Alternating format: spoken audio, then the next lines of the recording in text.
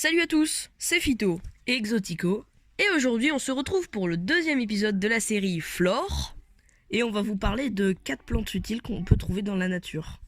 Si cette vidéo vous plaît, likez et abonnez-vous. Bonne vidéo! La menthe est une plante aromatique très simple à cultiver dans son jardin. Ses feuilles sont riches en menthol, ce qui lui donne son odeur si particulière et se marie avec de nombreux aliments. C'est aussi une plante décorative qui est très belle et qui sent très bon.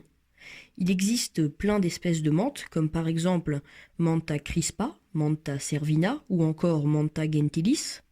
La menthe est également une plante médicinale très célèbre qui a de nombreuses vertus, notamment digestives.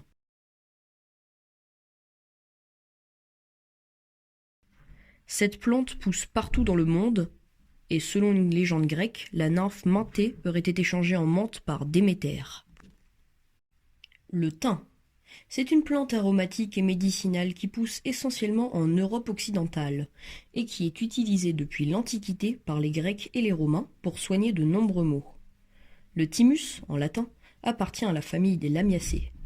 Si elle est si utile, c'est car elle fait un peu office de plante miracle avec laquelle on peut quasiment tout faire.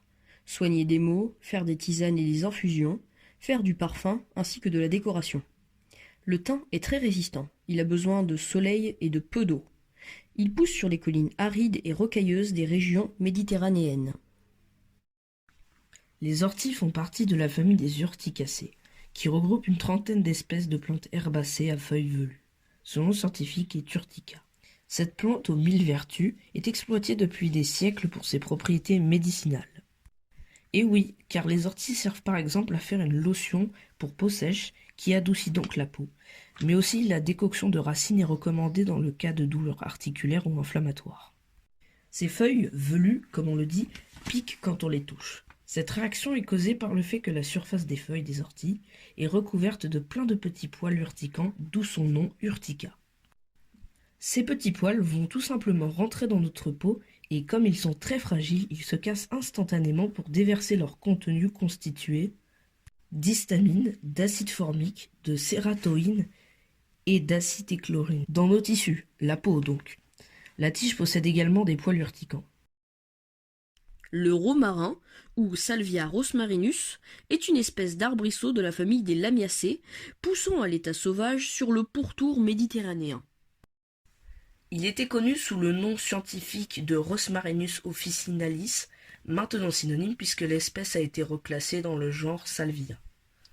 Le romarin a plusieurs utilités, comme celle de servir de parfum ou encore aromatiser des plats comme on le fait souvent.